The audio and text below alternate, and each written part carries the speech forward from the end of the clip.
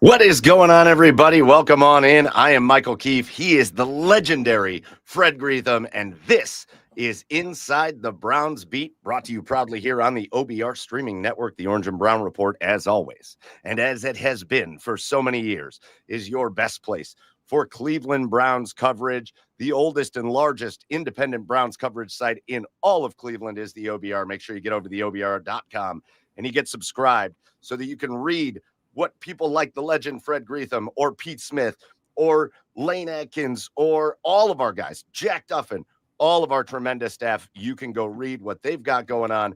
And whether you're watching us live here tonight on YouTube or Twitch, or whether you're over on X, make sure you hit subscribe, hit like over there as well, as we are thrilled to have you in to one of our newest shows here in the lineup for the OBR streaming network. And we have got a ton of stuff to talk about on this episode, but we can't get started without just some hellos. Fred, hello, Fred. How are you tonight? I missed you. On this rainy Wednesday.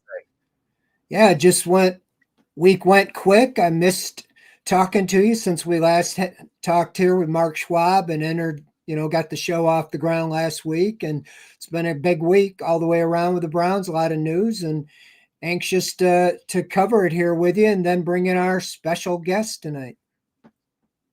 Yeah, and if you happen to miss it last week, and I know we had a little glitch with YouTube, so we're so glad that the YouTube channel back up and running. We're good there. But if you missed it last week, let me give you the breakdown. We're going to start. Fred and I are going to look backwards. We really are going to take it all the way back to practice against the Philadelphia Eagles, those joint practices, the preseason game against the Eagles, Dylan Gabriel and a lot of the young players flashing and all of that. And we're going to take you all the way up until about 7:30 talking about what we've seen in the past. And then we've got another special guest. And again, this is Inside the Browns Beat, where we want you to feel like you are in the middle of a conversation with the best people that cover the Cleveland Browns. And we got a great one for you tonight. About 7:30, he's going to come on from the Akron Beacon Journal. Chris Easterling is going to join us, and he and Fred will get kicking on a great Browns conversation. And while they do that, I will be in the comments. So make sure you are locked in the comments, because you can get your questions answered by the Browns beat writers, as well as we try to give you as much inside information as we can get you. But Fred, let's look backwards here. Yeah. And I know it's really easy. I think I did it in my own head, Fred. I was like, let's just look back at the preseason game. But the reality is, since the last time you and I were on the air together, they did what I think they find to be much more important. And they had those joint practices against the Philadelphia Eagles. So just talk about what you learned from those joint practices, what you were hearing, because I know you weren't out in Philadelphia, but what you were hearing from those practices, and maybe some takeaways from this year as opposed to last year with these practices with the Eagles. Yeah, I mean, Chris was there, and in talking to him and some of the other ones that were there, and just I get the idea the Browns really showed up. Especially the first team defense did a great job against, the Super Bowl champions. And I think that's a good read, even though it's practice, but to kind of set the standard and put your bar and measure mano and see, how they look. And especially the defensive line got a good lot of reviews on Myles Garrett. They're all pro offensive tackle that just said he did the best he could and he couldn't block Myles. And we all know that, but there's other guys that were getting penetration. Mason Graham got a lot of good reviews. And I think that all the way around, that defensive line held up well against, I know the Eagles had a couple guys dinged up, but they have one of the best offensive lines in the NFL. And so I think that's a good measuring stick. I've seen the past where the Browns kind of got pushed around a little bit by the Eagles. And this time, I think, and even last year against the Vikings, I think they got pushed around a little bit. And so I think it bodes well, especially on the defensive side.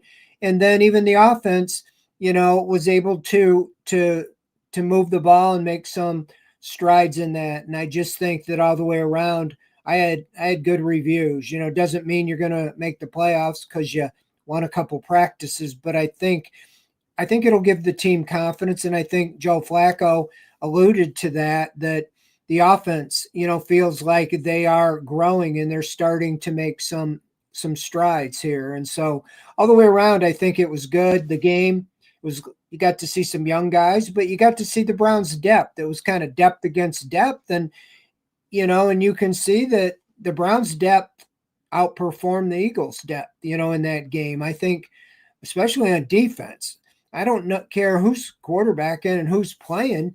You held them to 88 yards. I mean, they had 38 yards, into the fourth quarter, and so I think it was a good showing. I think it'll give confidence, and then obviously a preseason game, but there is some momentum. There is some value to the preseason, and we'll see. And I think that's why Kevin Stefanski's going to play some of the regulars this week. Fred, I think we spend so much time in Cleveland, especially the fans of the Browns, spend so much time worrying about where the next gut kick is going to come from, that I know why after a 3-14 season, it's fairly doom and gloom when it comes to people trying to think of what the Browns could be this year. But I will tell you, the Browns and the Eagles did joint practices last year here in Cleveland, in Berea.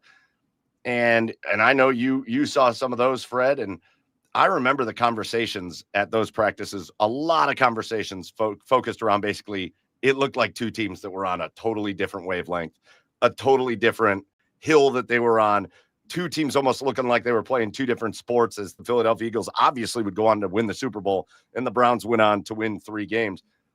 The reports coming out of these joint practices this last week, Fred, to your point, have got to make Browns fans feel at least a little bit better. Again, we know what we're capable of with Joe Flacco in this Kevin Stefanski system. It's got to make people feel a little bit more comfortable. We didn't hear that out of these practices this year. We heard the Browns were really competitive with the Philadelphia Eagles, even first team against first team, our offense against their defense against our offense, or I'm sorry, vice versa. And it really sounded like the Browns stood up well in those practices. Well, yeah, I mean, and the thing, even going back to last year, the 3-14, I still do not believe that was a 3-14 record. I know you are what you are. The year before, 11-6, they might have caught a little lightning in the bottle. Don't think they were maybe that good to have the expectations that high, nor were they as bad as they were last year. I think they were somewhere in between there. But I do think there's optimism, because I think this defense is for real. And if you were on here last year, you read anything that I wrote, I harped on it all last preseason. The Browns just needed Deshaun Watson to show up and play average in order for them to be competitive with that offense. And he didn't. I mean, he showed up with abysmal numbers, and they were 1-6 before they knew what happened. I contend that defense played well enough in those first 7 games to at least won 5 of those 7. If you would have had any type of offense, I mean, the defense held the opponent under 20 points in 5 of those first 7 games. And if your offense in the NFL ought to be able to score 21 or more, and they couldn't. They were scoring like 16 and 17 at the most. And we all know they ended up worst in the NFL, 15.2. And so when you're 1-6, those guys in the locker room know the season's pretty much over.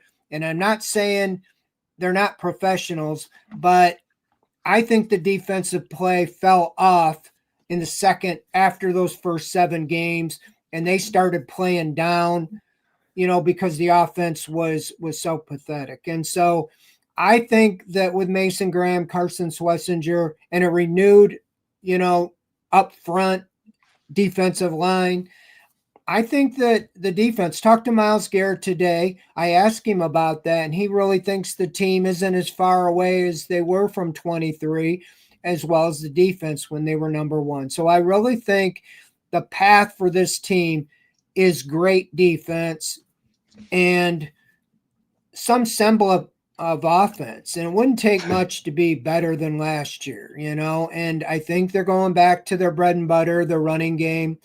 Jerome Ford talked about that today. It'd help if Judkins can get in here. But I do think that, there is some sense of optimism. With that said, they face a gauntlet to open the season. Those first 6 games, your season could be decided, right in there. And so that's why I think it's so important to come out of the gate and get some momentum, get some confidence, win a couple games, win. I don't know how many you have to win, but it'd be nice to be 3-3 in those first 6.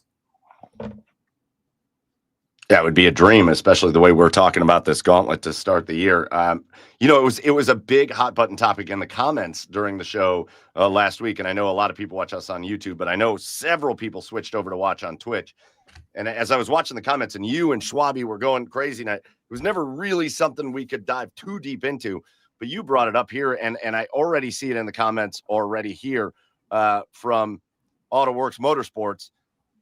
It just feels like people understand from last year, and it's exactly what you were just talking about, Fred, that the defense absolutely came out of the gates well enough to win a lot of games. They were playing well to start the year. And even without turnovers, you get to a certain point where, oh, what happened there? Did I lose your microphone? I don't think so. I can hear you. There you go. Okay. Yeah, I shouldn't have cut you.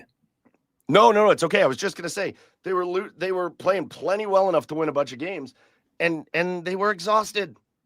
They were exhausted. So one of the big topics in the discussion last week was just complementary football, just an offense that can put some drives together. And instead of going 3 and out and punting from the 25-yard line, even if you have to punt from the 50, punt from the 45, put a little drive together, get your defense. I mean, it's an amazing difference that can make when your defense can see your offense get a few first downs. And even if it doesn't always result in points, it's going to make a difference for this team. I think I almost think, Fred, it's like generationally bad how bad this offense was at points last year, where they just came out, ran 3 plays, and they were back on the sideline. And by halfway through that season, this defense was like, we can't anymore. We can't do this anymore. Well, when you turn the ball over 34 times, that's 34 times you're putting the defense out there prematurely. I mean, they led the league in, interceptions, and they were dead last in that ratio, which is one of the biggest ratios. Any coach that I've talked to, NFL related, probably any level, the turnover ratio is the biggest one that you want to win. And, when you're losing the ball 2-3 times a game, that you're putting the defense back out there, that's 2 or 3 times that you're not going to score, and you're making the defense try to stop the other team from scoring much more than just the normal flow of the game. So, yeah, I just think that the nature of football is there's going to be turnovers. Historically, the defense only had 4 interceptions, and I know they emphasize it every day. And I know sometimes the ball just doesn't go that way or they drop them, but turnovers and getting off the field on 3rd down will make all the difference in the world for the defense. But the offense has to do their part, and the special teams as well. It's very deflating to miss a field goal when you do have a chance to score an extra point, even after you do score a touchdown. So Dustin Hopkins has to be on point, or they need to look elsewhere and get a kicker that can put it between the uprights. So let's talk about, again, I think the news coming out, I think the news was pretty much all positive coming out of the joint practices with the Eagles. Again, it sounded like the Browns were much more on a level playing field. Maybe not saying they're as good as the Eagles, don't get me wrong, as the Super Bowl defending champions, but certainly more competitive looking, and certainly kind of held their own better than what we remember hearing about from last year. So there's growth there. But then we saw the game, and Fred, we talked about depth, and we know this from years past, Fred. We talk about how these games are just the backups versus the backups or whatnot, but these guys, there are going to be a lot of these guys at times this year that get called upon to make impacts for the Cleveland Browns. These depth things, this is football. Your whole team isn't just going to go healthy through the year. So to see the Browns' depth go out there and hold its own against another top-level team and a team that's really considered to be very deep, how impressed were you with the way just they were able to kind of hold their own in the game itself? Yeah, I mean, it's like I said, it starts with the defensive line. You didn't have Garrett playing or some of the veterans, and Isaiah McGuire flashed and Alex Wright flashed, and you saw KJ Henry, and I think Shelby Harris tipped a ball, and and all the way around, that's what you're looking to, because I'm still concerned with the secondary, particularly the cornerbacks. Denzel Ward a little shaken up in practice, and Greg Newsome's just starting to come back. You lost Emerson, and you saw, Mitchell get beat a couple touchdowns the other day. And so you're going to need that pass rush up front to make the quarterback get rid of the ball before he wants to, so he can't sit there and pick apart your secondary. But with that said, those were mostly backups, and you were getting some production out of some guys that are fighting to make this team. And that will be, in the past, the Browns had so much depth that many times they're picking up a guy cut from another team in the final run, and he's not only making the team, he's starting or playing a key role. And now I think it's going to be some very interesting decisions in the roster cut downs. I thought the roster was very good last year. Some guys got injured, some guys didn't play up to par, but this roster has a pretty good amount. In some positions they need some help, but overall I think it's a tough roster, especially in the bottom end. In the past, they weren't that strong in the bottom third. That's right.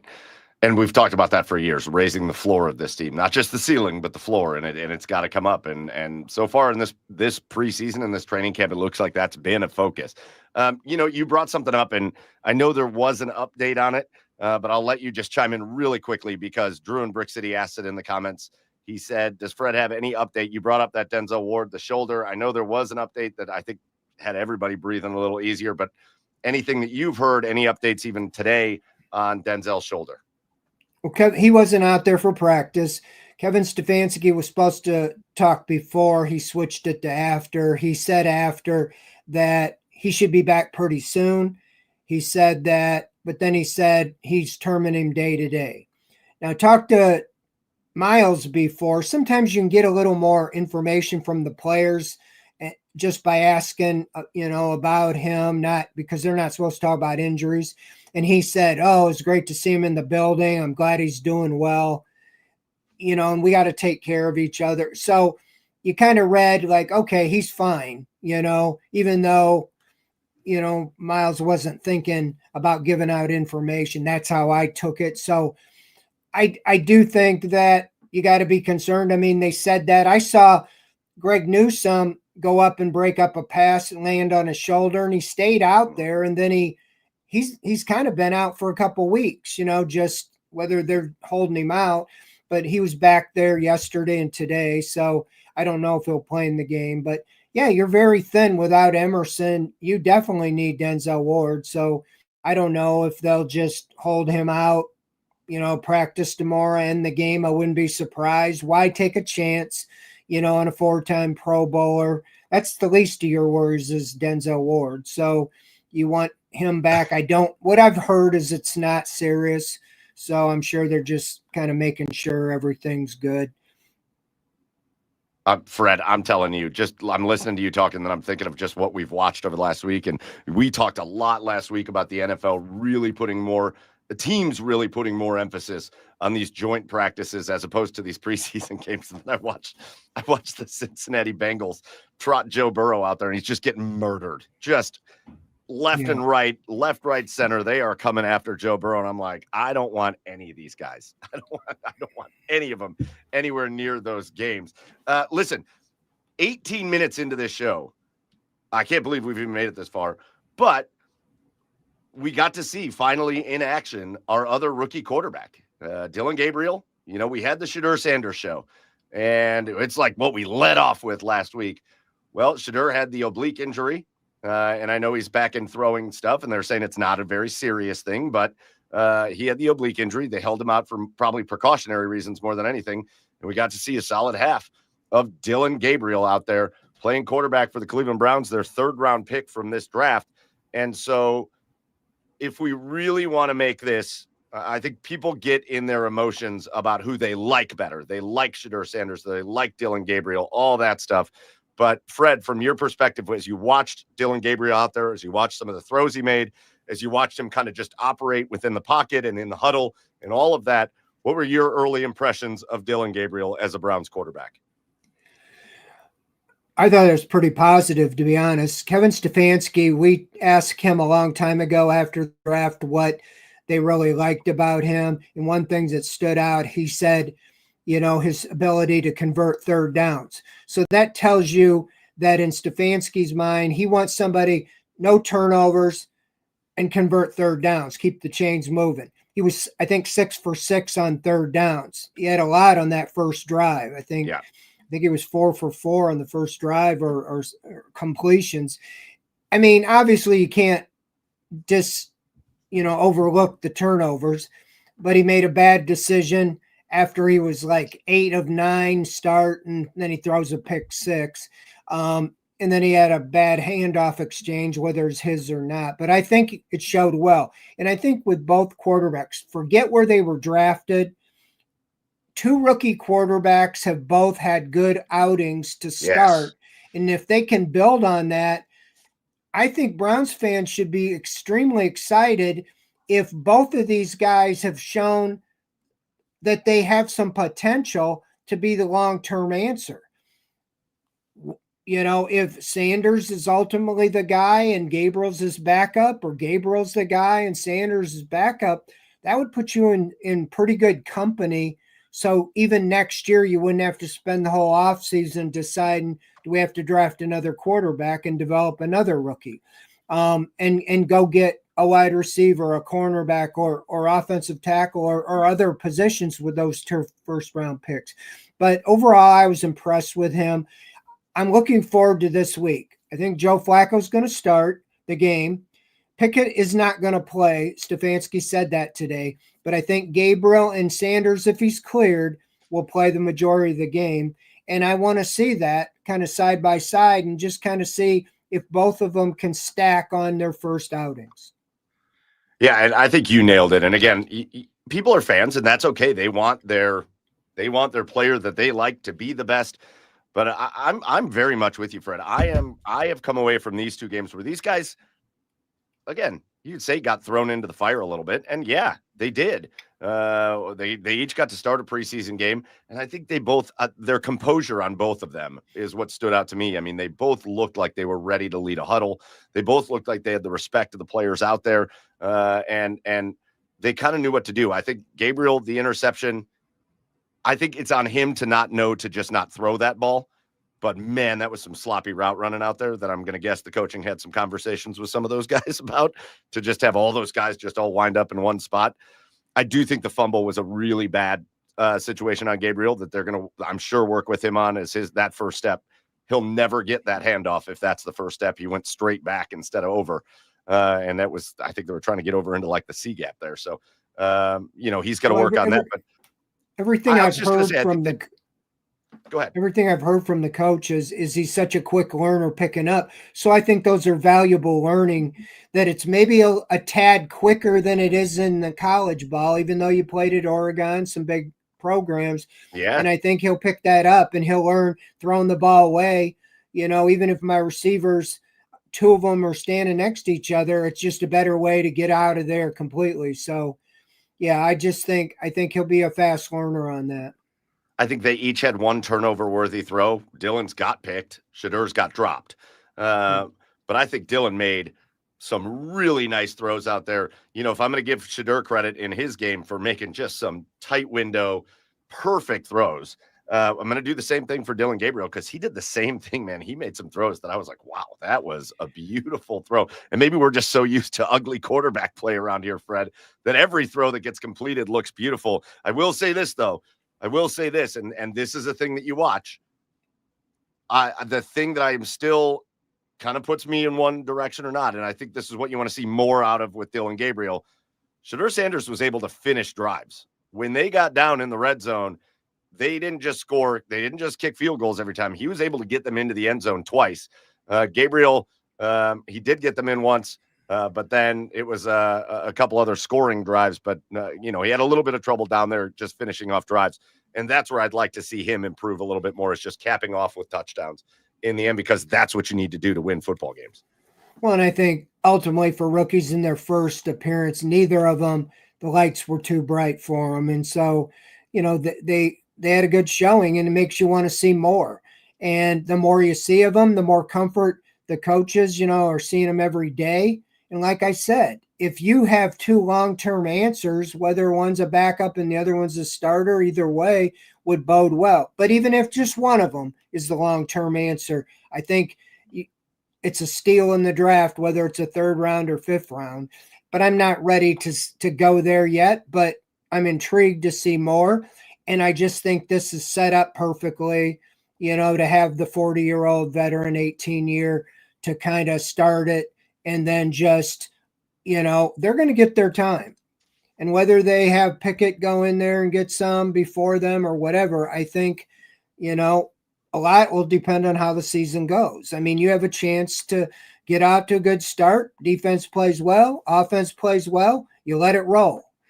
But, there's going to be time, if things don't go the way you hope they go, to see what these other guys have. And we always know, we seem to always in Cleveland see a lot of quarterbacks every year. I still can't get over how they had 4 out of 6 dinged up at the Carolina practice. There were 6 quarterbacks on the roster. 4 of them have an injury.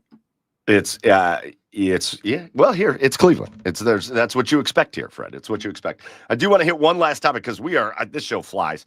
I've got to get used to this. It's only the second version of it, and it's almost 7:30. So Chris Easterling, our special guest from the Akron Beacon Journal, is going to be joining us in just a minute. But I do think it's fair for us to hit on one last thing here, and I really think the hottest name that everybody's talking about with the Cleveland Browns right now, as far as a level of concern, as far as maybe not a positive, is this guy on the screen right here, Cameron Mitchell, who I think a lot of people saw him play his first couple of years and thought, all right, this kid's got something. He's got a little something to him, but he's shown in this camp that he's struggling a little bit.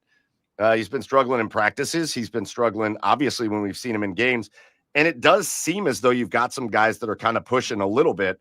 I know Miles Harden's getting a good amount of run at that nickel position, where Miles Harden's played a lot more nickel than Cameron Mitchell has. I know Cameron's kind of get pushed to the outside. I know they really like Nick Needham. He's kind of like a safety corner or whatever, but he's made some plays. He's really pushing to make the team.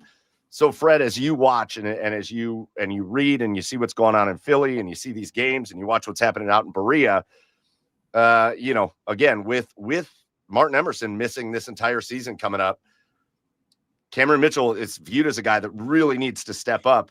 And I think a lot of people are kind of nervous about that. So who are some of the other names? I named a couple, but who are some of the names that you think, yeah, maybe Cameron Mitchell's struggling a little bit, but I really like what I'm seeing out of these guys? Well, I think it's an area of concern. I mean, Chigozie Anaseum came back to practice today after about a week. He had been playing, some when Newsome wasn't in there, but haven't really seen him make a lot of plays. Tony Brown was signed as a special teams player. I don't think you can count on him, playing corner like you did. Mike Ford did a reasonably good job, even though he's a special teams guy. They signed 2 cornerbacks last week, Darius Rush and Christian Holmes. There's, one that they like, Dom Jones, is a rookie, undrafted rookie. And then I think Jamarian Jones, I can't even remember his name, James, I think it is. And he's been dealing with a concussion. But I really think, Mike, they got to look at either a trade or the waiver wire when cuts are made, or even go to free agency. I know there's not a lot, but I know Asani Samuel Jr. is available. I think he's 25 years old. A couple other guys unsigned. There's always the 30-year-olds, the Kendall Fullers, Rasul Douglas, a couple guys. But they got to look hard at this because, obviously you want the defensive line to be all over the quarterback, but the corner's got to be able to hold up. And Ward has had a history of getting dinged up, and so has Newsome. So, yeah, I think you have to look at some reinforcements. It is always a fascinating time as you come to the end of training camp to see which players are going to be on the block. There's always surprise cuts from all around the NFL. And there's teams that are looking to make moves for a lot of reasons that maybe have some guys available that you maybe wouldn't have thought were going to be available. And that's kind of the time that we're getting to here. But yeah, the Browns, definitely need a little help in that cornerback area. All right, so we've talked about joint practices in Philly. We've talked about the preseason game. Browns 2-0 in the preseason. And hey, listen, when you're trying to win, it doesn't hurt to start winning early. But now it's time for us to look at the news of this week and to look ahead to their final preseason game coming up, finally one in Cleveland against the Rams. And to do that, we're going to bring in our special guest. And again, this is the whole point of this show, is Fred's going to bring in some of his friends from the Browns beat, where you're going to get all of the best inside information. And we're really excited tonight because joining us from the Akron Beacon Journal, a guy that does a phenomenal job covering the Cleveland Browns. We're going to bring him in right now. It's Chris Easterling. Chris, welcome on in to Inside the Browns Beat. Hey, thanks for having me. Good to see you again, Fred. Long time no see. Yeah, we're like live out there in Berea. And I look what I have my hands on here. Akron Beacon Journal. You know, you don't even see papers too much anymore, but there it is. Browns name Flacco, starting quarterback, Chris Easterling. My buddy's in his 4th year. He took over. Think about this, his timing. He comes on the beat when the Browns acquired Deshaun Watson. So he's dealing with all that right off the bat. But I enjoy our time, out there. We talked today a little bit. He went to the University of Kentucky. This guy, a lot of you are not too young to not know who Tim Couch is, but Tim Couch was in class with him as well as some others. Tell us about that, Chris. Tell us that story. It's funny. I would have been, this would have been my 3rd semester. So I've been fall of 96, and Tim was a freshman, true freshman. Was this fall or no? This was spring semester. That would have been spring 97. And Tim Couch sat in the row right in front of me. It was 8 o'clock Tuesday, Thursday biology, 8 to 10 Tuesday, Thursday biology. Tim Couch sat right in front of me. So you have the number 1 pick in the 1999 NFL draft. There was me in an in seat. There was an empty seat. And then there was Ron Mercer, star on the Kentucky basketball team, who would go on to be, I think he was the number 6 overall pick. Number 6 overall pick to the Celtics that year in the draft. Next to him was another member of the basketball team who I think got a second round, Shimu Evans, who I think got picked in the 2nd round in like 1999. So I'm looking at, you look around and there's future millionaires, and then there's me, who did not quite achieve the financial the financial status that they did yet. But somewhere, I'm willing to bet you somewhere Ron Mercer's out there going right now, hey, I used to sit next to Chris Easterling. No, the only thing Ron wrote that article in class.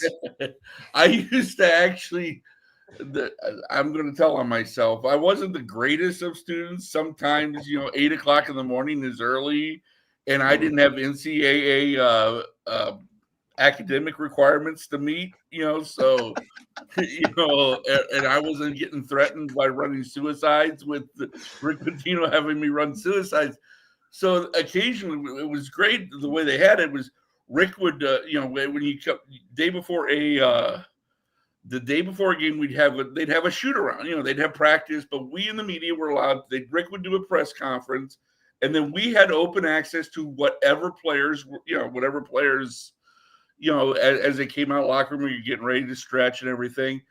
And there were multiple times I might have gone up to a future 1st round lottery pick and go, hey, Ron, did I miss anything in biology class? So that. But I want to know, were they looking over your shoulder for your answers, or were you looking over theirs? No, I was looking over well, Ron was over here. So, Ron was a pretty good student. Ron was he went to a very good private high school in Nashville before he went to Oak Hill Academy, the superpower in Virginia. Tim was in front of me, so I don't think he could see behind him. Well, I watched him, so he couldn't see behind him because the number of times he got hit in the blind side by the blitz. But no, nobody was copying off of me, Freddie. Nobody was copying off of me. All Hey, right. Chris, Fred let us know that you were out in Philly with the team this last week, correct? Yes. So yes. the first obvious question that has to get answered here, because the people are dying to know, Chris, is it Geno's or Pat's? Are you a Geno's or Pat's guy when you're out in Philly? I've never been to either of them because Oh. the real ones, no, you don't go to either of them. You go to D'Alessandro's. Oh, let's go. So I mean, the real ones that go there know that Gino and Pat's for the visitors. D'Alessandro's the place you go. Actually, I only had one cheesesteak when I was out there, and it was from this little diner that was about a block away from my hotel called Food on First. Highly recommended. I got the mega cheesesteak. The problem is it's so hot that you eat these greasy things, and the minute you eat them, you feel like I just want to die. That's before you even walk outside into the heat and walk back to your hotel. I mean, I know I'm not in the greatest shape, but I'm also not unable to walk a block. Okay, folks, I've seen the mentions before, but no, it's that's the only cheesesteak I had when I was in Philly, though. There's plenty of other good restaurants there. I mean, there's a lot of good restaurants there in that town. Well, I know Kevin Stefanski, we had a little informal, and he always growing up there said where to go and so forth. So everybody was kind of well informed. Turn a little bit now. What's your initial thoughts on the quarterback kind of competition? It wasn't really much of a competition but what do you think about Joe Flacco? Do you think it's the right move? I think it is, all things considered. I think kind of coming in, my thought was I'm curious to see, because remember the first one they brought in was Kenny, and they had Kenny for a month before they finally brought Joe in, and everything seemed like they really liked Kenny. There's something about it, the way they talked about Kenny and everything. Talking to Kevin and Andrew at the owners' meetings, just seemed like something about Kenny they liked. They were fascinated. They felt like it wasn't him. It was the Steelers. It was Matt Canada who messed him up. So I was fascinated to see how this competition developed. And then the minute you only the injuries have taken so much of the starch out of it, because I don't know if we saw the true competition between Kenny and Joe, because Kenny was never on the field and able to practice. And then I think the messaging around this whole thing has been a little off, and I think it's led to some issues with the way some in the fan base and outside of it, considering at least one of the players involved. I don't think it was a true four-way competition. I sort of saw it as there's two separate. Think of it as two rivers flowing into one. Not to use a Pittsburgh Three Rivers. You watch yourself. Watch yourself over there. Yes, I'll watch myself. I'll stop myself right there. But you had the competition between Kenny and Joe, and then that I really felt like was the one for the starting job for starting the series against Cincinnati. And then you had the two rookies over here battling it out. I think to show that maybe they could push one of the veterans, maybe, but certainly to position themselves as possibly QB2, by the time you get to the bye. But, the injuries have just so derailed everything that I'm surprised. I'm sort of surprised. And Freddie, I'd like your opinion on this. Why do you think it took Kevin so long to just finally say what we knew when we were in Charlotte? You were there with us, and you were there in Charlotte. I mean, it would have been just as easy to say this is our guy. I mean, it's obvious, and get things building towards Cincinnati. Yeah, it was obvious, to anybody watching,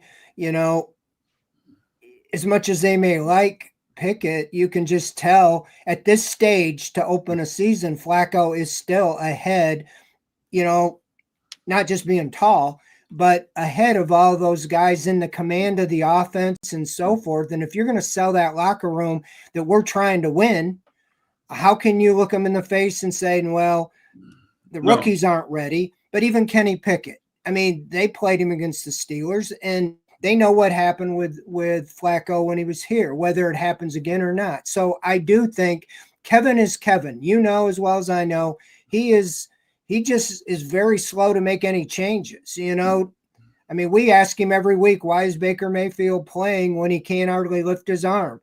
Well, he gives us the best chance to win. We saw that last year with Deshaun Watson. He doesn't want to make changes. And I don't know. They're almost like didn't want to hurt Kenny Pickett's ego or something, like to name Flacco and give him the reps, because you heard Joe say, I really was almost nervous because I wasn't getting any reps, and I got 3 and I got to really be good or I'm not going to get a chance to be the starter. And so I don't know. I don't know if he'll be this deliberate in making a change or not. He just doesn't seem to like to change things unless it's Jameis Winston. He just pulled the plug, last year. But yeah, I do think that it is a mystery, and dealing with it a little frustrating. To me, I thought all along it's the battle for number 2. And do they feel good enough about either Gabriel or Sanders or both, or feel enough to move on from Pickett? And they're also trying to keep Pickett's value up there, if there is any value, so they can get an asset for him. That's how I see it. And I'm just curious. You come out today and say Kenny's not going to play against the Rams. So, I mean, at this point, I guess they could just cut him and eat whatever's left on that. But at the same time, I stick by. I don't believe I think 2023, they can say whatever they want. 2023 is in the back of their mind. And they remember how bad it was when they had to throw DTR to the Wolves against the Ravens when Deshaun got hurt initially. So I think they want to have Kenny there to get through that first 6 games, from the opener to that road game at Pittsburgh. That's a murderer's row. I mean, now my guess is 1 or 2 of those teams may dip a little bit because that's the NFL and year to year. But at the same time, to put a rookie, say Joe gets hurt, he's 40 years old. Yep. I hate walking up the stairs sometimes, and but I'm not a pro athlete though. But at the same time, you just never know. But you don't want to. Do you want to throw Dylan Gabriel or Shedeur Sanders to the Detroit Lions? No, I mean you want to. I think the rookies come into play around the bye. I think that's where you start to see the rookies, factor into either as QB2 because they're good enough, they're winning enough to keep Joe as a starter, or the bye is where they decide to go, you know what? It's been real. They're 1-8, 2-7. The playoffs aren't realistic. It's time to find out what we got, because you have 2 first-round draft picks next year in a year where there's going to be a good quarterback in that draft. If you're at that point, you're going to pick high. You've got to figure it out what you have, so you at least have some idea going into next year what you have in Dylan and Shedeur. To be perfectly honest, I think at that point you see both of them. Just to give you a little counterpoint, just to jump in here for 1 second. I think you guys have hit this so right, but I think it's become so much more clear what the motivation is for the Browns going out of training camp and into the season, where it really feels like, one, if Joe Flacco's healthy and the team's winning some games, all this conversation about when we're going to see the rookies kind of goes out the window, because I think they have a better team than most people outside that building are discussing. But also, too, for all the people that are getting themselves kind of worked up about, all the reports are flying that they're probably going to carry four quarterbacks out of this camp, at least onto that initial 53. They don't want to play the rookies yet. No. You hit it exactly, Chris. You hit it exactly. Everybody's like, what's Kenny Pickett still doing here? I think they've made it very clear that he's the backup. And he's the backup, at least to start this year, until they get more work with those rookies in practices and stuff, because it's not like things just stop once the season starts. Right. So I mean, look, you're not going to get, and Freddie knows, you know, that you're not going to get the Dylan and Shedeur, neither are going to get nearly the reps in practice once the season starts. I get that. You've got to work on your own, but they have talked. Kevin has talked repeatedly about the mental reps. They have talked repeatedly about the mental reps.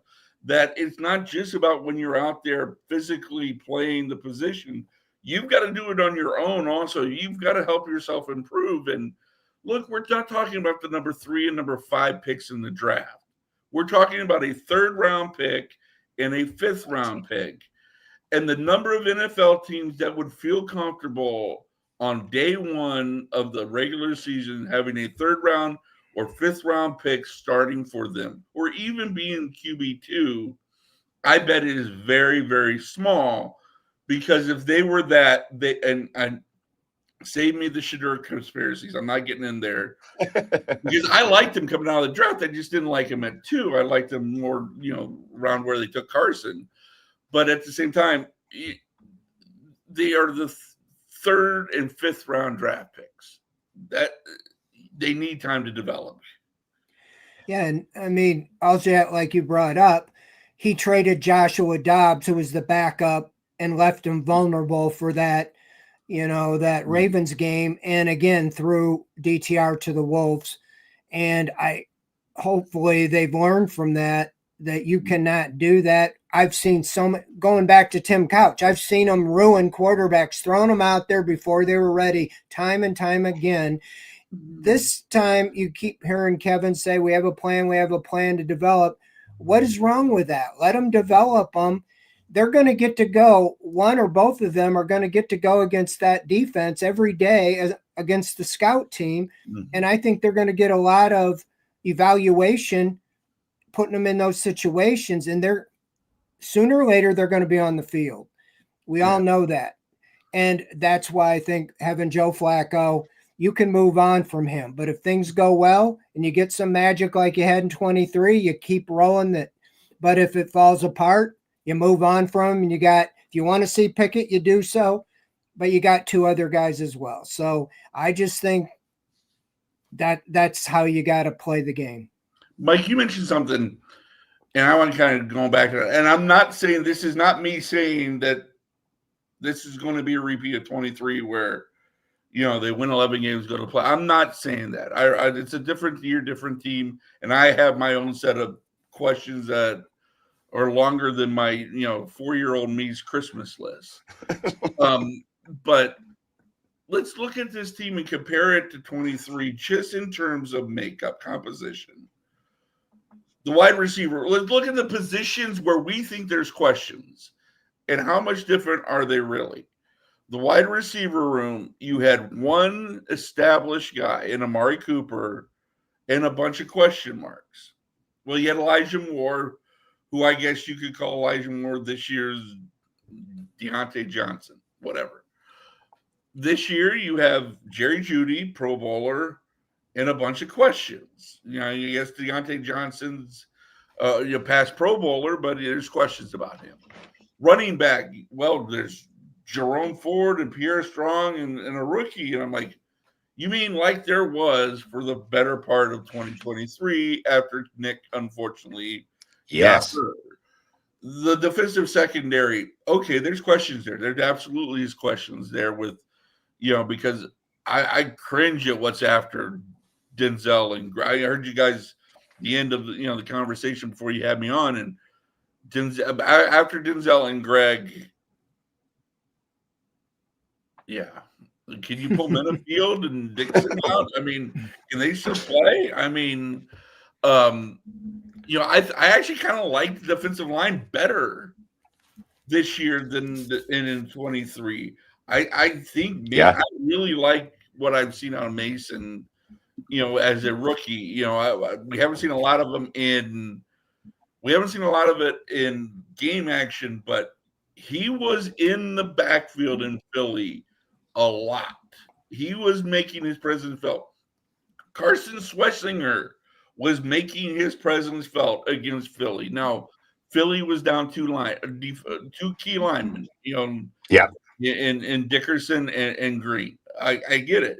But day one, Lane Johnson practice, Cam Jurgens practice, Mailata practice, and that line was still giving it up to the Browns defense. So I think that defense has a chance to be. It's going to need something this team hasn't had a lot of the last couple of years. It's going to need health, a lot of it. Yeah. But they can stay healthy.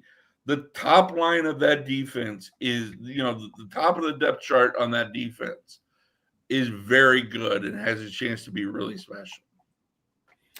What's your biggest concerns, or what do you want to see this week with the Rams game? I should start with.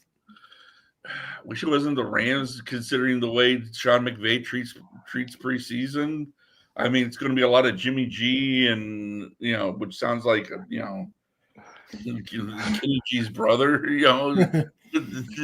A lot of Jimmy G and Stetson Bennett the fourth, but I don't know, because Denzel's injury, we know we're not going to see him. I want to see the rookies. I guess I want to see more of the rookies. That's where I'll start, is more of the rookies, because I think Harold Fannin, there's a kid I think is sitting on a big year, maybe even bigger than Njoku. If you want a hot take from me, Harold Fannin having a better statistical year than David Njoku, I'm not putting it out of the realm of possibility. And then I need to see this run game do something. I need to see something, some semblance of it showing. It had its moments against Philly, but it's that second preseason game, so it's not really Philly. It's Philly's JV. So that's what I want to see. I want to see those are the rookies as a whole getting more playing time.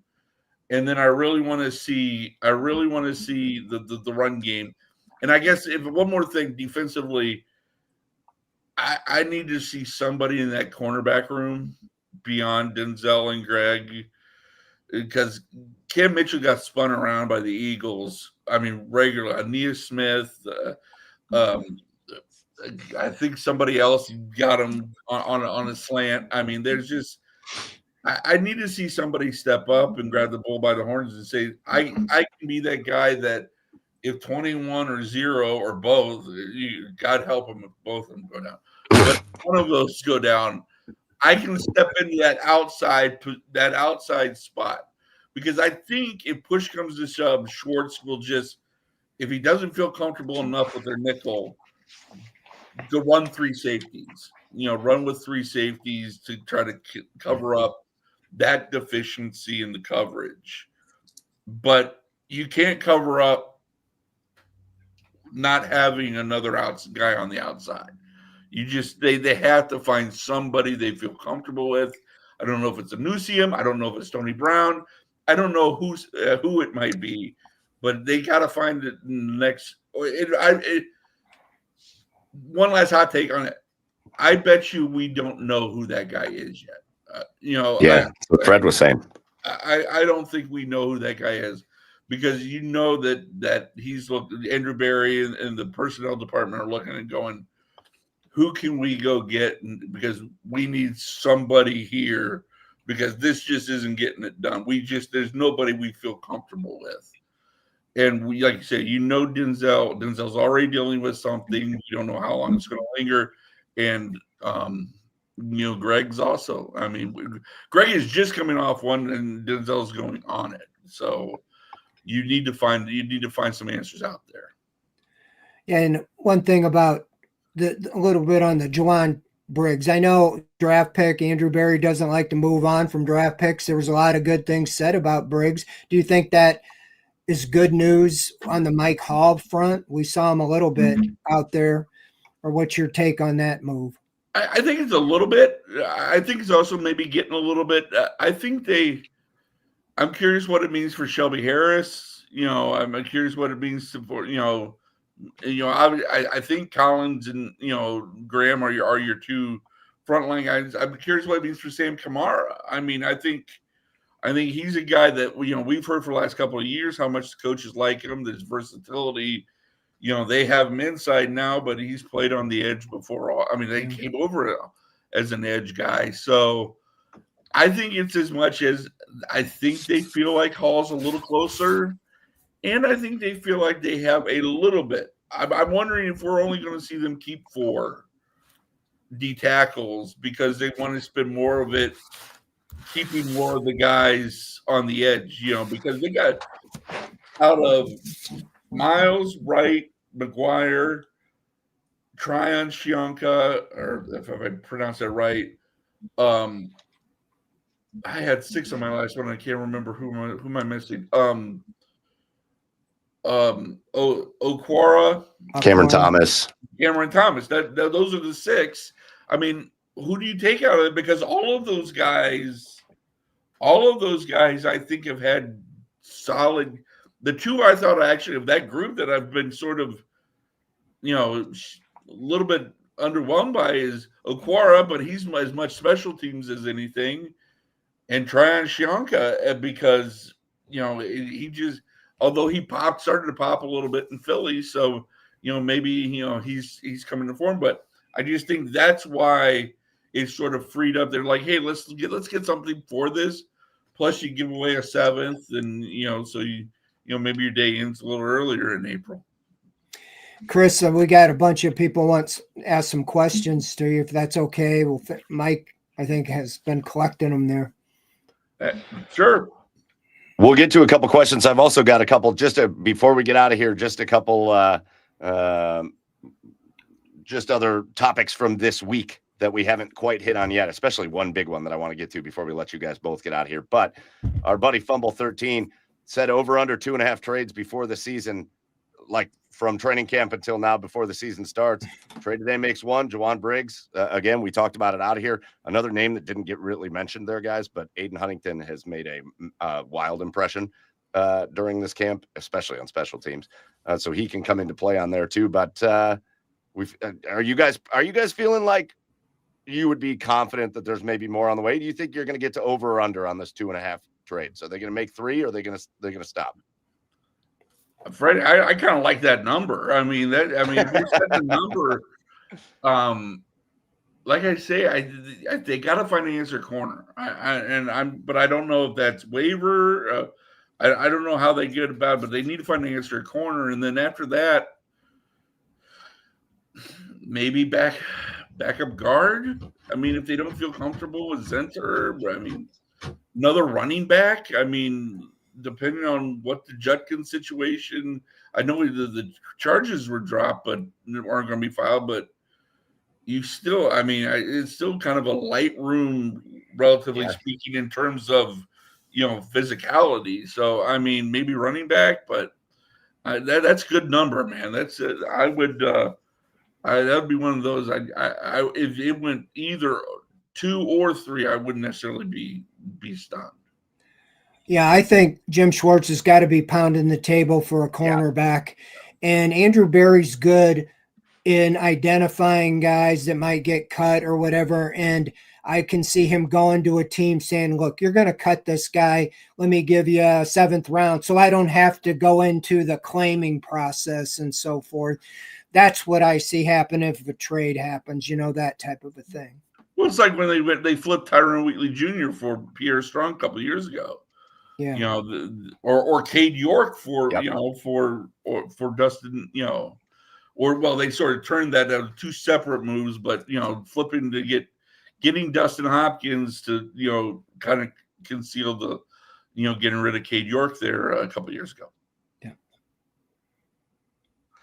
I think the other thing that we need to talk about, guys, that we haven't really brought up is they threw a little bit of a wrench into a conversation that we were all having, a big conversation about that wide receiver position. And the Cleveland Browns came out and threw a little bit of a wrench into it as they bring in Isaiah Bond from Texas. And all of a sudden, where it looked like they were going to have a little room to keep a couple guys, it looks like that room now has 4 guys that are locked, like just lockstep in, right? Between Judy and Bond and Tillman and Jamari Thrash, who's been really good this throughout this training camp process. And in the preseason game, you saw him shine against the Eagles. But now it looks like there might only be a couple spots left. And there's some names out there, Deontay Johnson, a couple of these young guys, Gage and a whole group of guys that are now fighting for what looks like only 2 spots. So, guys, how do you feel like in the end that wide receiver room is going to shape up? Fred, leave it to you first. Well, I'm saying that, giving him a guaranteed contract puts him on the team. And I think that to me, it's the DeAndre Carter. Andrew Berry loves to get the specialist, but he hasn't played. This would be the 5th year in a row that the guy, I'm not saying Carter's out for the season, but JoJo Natson and Jakeem Grant, Naeem Hines, none of them ever played. And I don't know if you can keep a 32-year-old guy who just returns punt and kicks at the expense of Gage Lavardane or Caden Davis. I think they're looking very hard to see if those guys can be a receiver and also do that. I know he wants the specialist, but I don't know if you can feel that strongly about a 32-year-old kick and punt returner coming off a 3-14 season. No, but I've noticed that, and this has been all the way through camp, that, Carter has been one of the more consistently reliable receivers. A lot of the, especially early on in camp when I think some guys like Gage were working their way up from where they were, in some of the lower groups. Carter's gotten some run with the ones with the wide receivers, over camp. But at the same time, vested veteran. I mean, can you sort of work something out, a little wink, wink, nod, nod that, hey, look, we'll cut you, but, bring it back, because Bubba has talked about this is Carter's his return guy. He thinks of Carter as his return guy. Now, that said, we've seen Larvadan, we've seen, Caden Davis, both get a lot of work in the preseason, and you don't really solve the problem by cutting Carter and bringing him back unless there is bring back on unless practice squad's involved. So, I mean, it's a math question, and I don't know. I think Davis is. Let's move Carter to the side and just take, for the purposes of the young guys, I think Davis is ahead of Larvadan. I think that's obvious just from where they've been, what groups they've been working with since the offseason. And Davis has been working with, the quote unquote first group from the start. So Davis, Bond, Thrash, Tillman, Judy, that's 5. Is it Carter? Then it comes down to, do you keep the veteran or do you keep the UDFA who's, he's flashed in punt returns. I mean, I think he averaged like 7.2 against Philly on like 3 or 4 punt returns. He had a nice return in Carolina. So, I mean,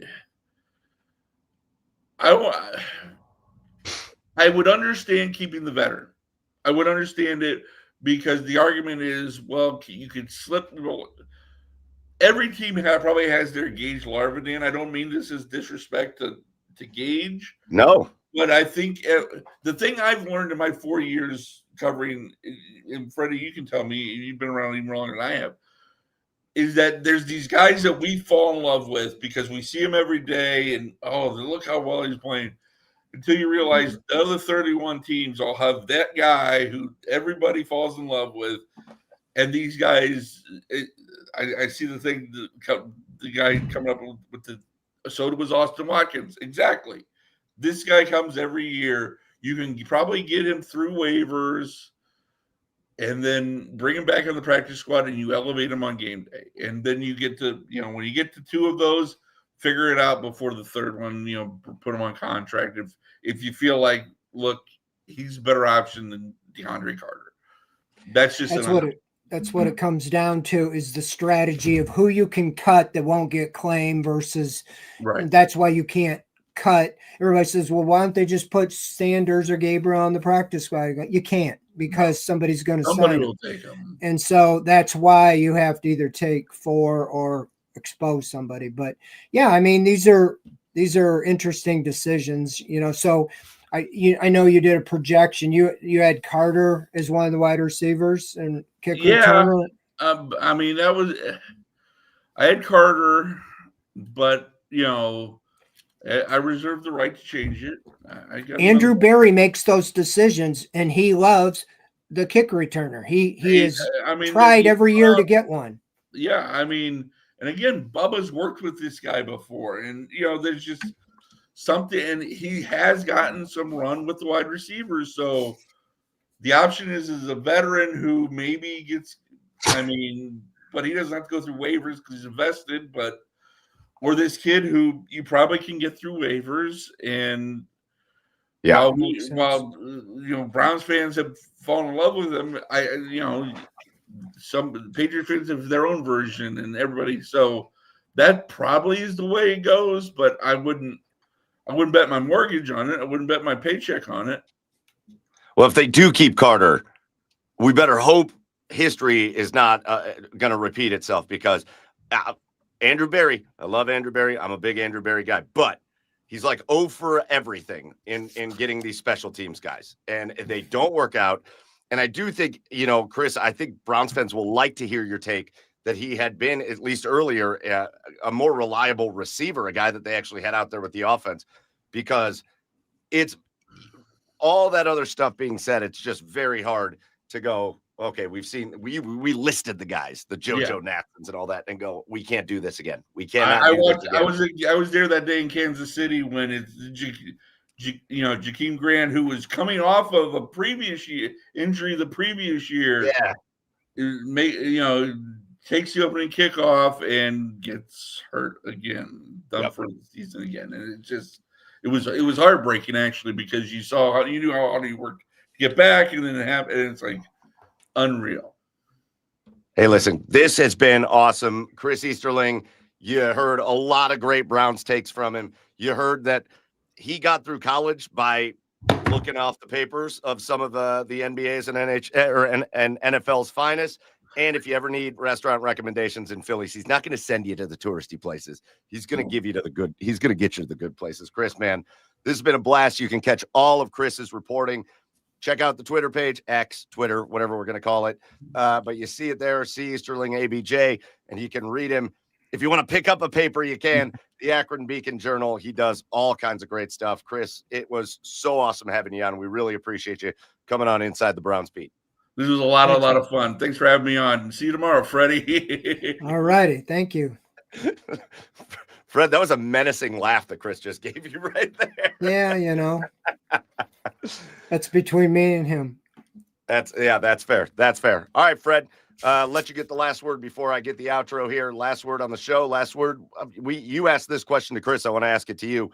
What are you looking for this game coming up against the Rams? And what do you want to see out of the Browns this last week of training camp? I want to see some of the frontline guys. I want to see Joe Flacco come out, be crisp, maybe even a quick little series, move the ball, get in, get out, feel good about it. Them going into kind of a mini bye before the season on both sides of the ball. I just want to see a little bit of some of the regulars. We haven't really seen any. That'd be nice to just, even if it's just a few plays, just to get them out there and just see what they have and then tee them up here September 7th.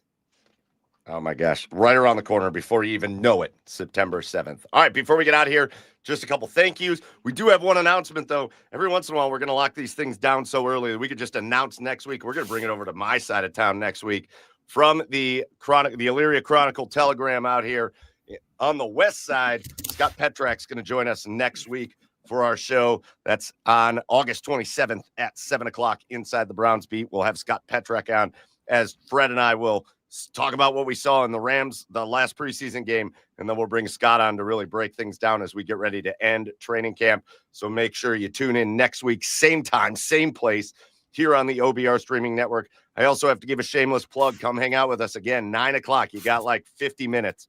Come hang out with us for Garage Beers. We're going to talk more about the Browns.